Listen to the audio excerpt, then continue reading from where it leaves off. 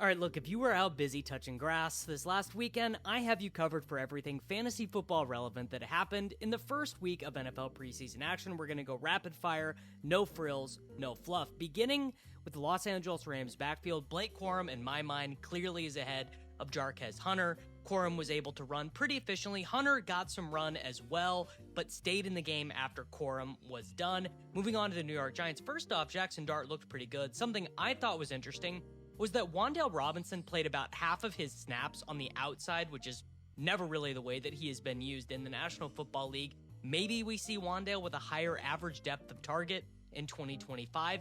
Kenneth Gainwell, very, very annoying for the Steelers, did start over Caleb Johnson. My boy Caleb Johnson did not run very well, only 2.5 yards per carry. I'm not really worried about that, but if this is a three-man backfield in Pittsburgh with Gainwell stealing some of the passing downs and some of the early down stuff, it's going to be hard to trust Caleb Johnson early on in the season as a fantasy starter.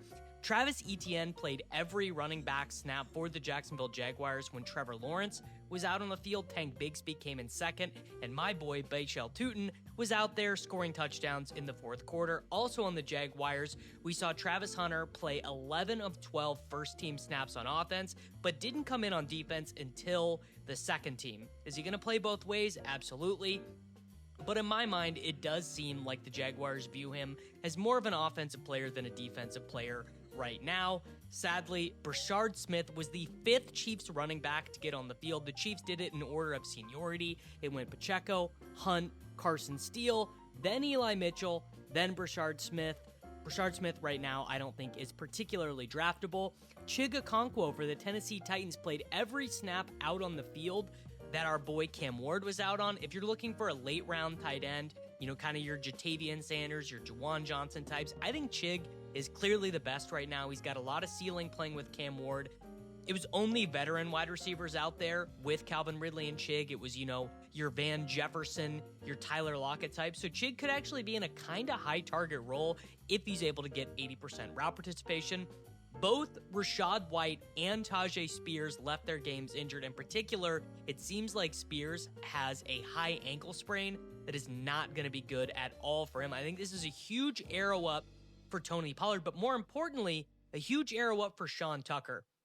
It's always been my sense that the Buccaneers, the new coaching staff, the new front office, that they don't love Rashad White and that they do actually love Sean Tucker. If Rashad White is not going to be active for week one, it's not going to be surprising to me if Tucker just leapfrogs him in the hierarchy at all.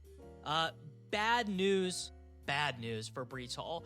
Braylon Allen and Isaiah Davis both mixed in with Justin Fields and the starters. Braylon Allen was stealing some of the early down work. Isaiah Davis was stealing some of the third down work.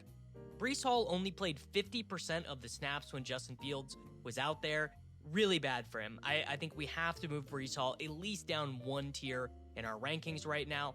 The opposite of this, though, non-veteran deference, RJ Harvey outtouched J.K. Dobbins 8-1 with the Broncos starters. It was mostly Dobbins in on third down, RJ Harvey in on the early downs. Harvey didn't play that well, but that's not the type of stuff that we really care about right now. Marvin Mims played 16 of 19 snaps with Bo Nix and the Denver starters. You might say, Davis, who cares? It's Marvin Mims. He's like the wide receiver 60. Well, Marvin Mims was 9th in the NFL in yards per route run last year, but was never a full-time player. If he does become a full-time player, I think Marvin Mims is a legitimate sleeper. What happened is that basically for the first time in Marvin Mims' career, he was playing as an outside wide receiver. He was staying on the field on first down with 12 personnel. And the rookie, Pat Bryant, only played one snap with the starters, but it wasn't as Marvin Mims' sub. It was actually as Cortland Sutton sub with Devon Vele and Troy Franklin rotating in behind Mims and Sutton. I think this is a huge arrow up for Marvin Mims. Keaton Mitchell was awesome for the Baltimore Ravens, 66 rushing yards and a rushing touchdown. What is really interesting here is that Keaton Mitchell is the clear running back 3 for the Ravens, but the way that Justice Hill plays, that means that he's actually the direct Derrick Henry handcuff. Justice Hill's career high in rushing is 60 yards. Keaton Mitchell had 129-yard rushing in his very first NFL game in 2023, so if you're looking for the Derrick Henry handcuff, it's definitely Keaton Mitchell. DJ Giddens looks like he is ahead of Khalil Herbert to be Jonathan Taylor's handcuff. Again, very valuable. Jonathan Taylor has missed, I believe, 19% of his NFL games with injury. He spent time on the designated for return IR last year. We do really want the handcuff. Khalil Herbert came in the game after Giddens, and I believe was still playing in the second half, which is not great.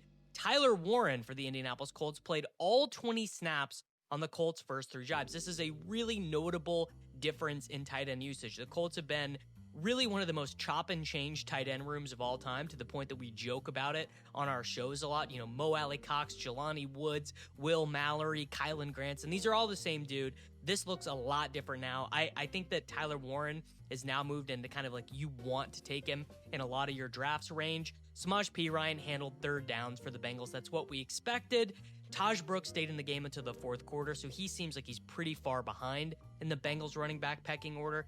Jack Bech is clearly the wide receiver 4 for the Las Vegas Raiders, behind Dante Thornton and behind Trey Tucker. I think this does make Thornton and Tucker a little bit draftable.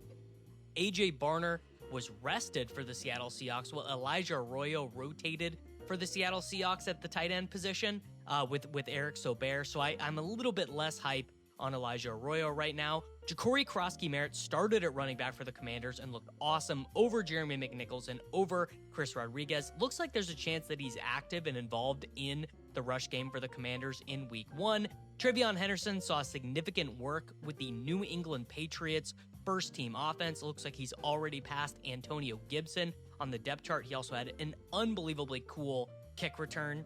If that didn't hype you up, if you were not excited about his kick return touchdown, then you might not be subscribed to the right fantasy football channel. Isaac Tesla scored for the Detroit Lions. It's my opinion that Isaac Tesla is actually just going to open the season as the wide receiver 3 for the Lions over Tim Patrick and over Khalif Raymond. And Ted McMillan was awesome for the Panthers, as we would expect. But there you go. That is your Week 1 preseason fantasy football roundup. Hope that was useful. Hope that was helpful. Make sure you like the video. Make sure you subscribe to the channel for daily fantasy football videos.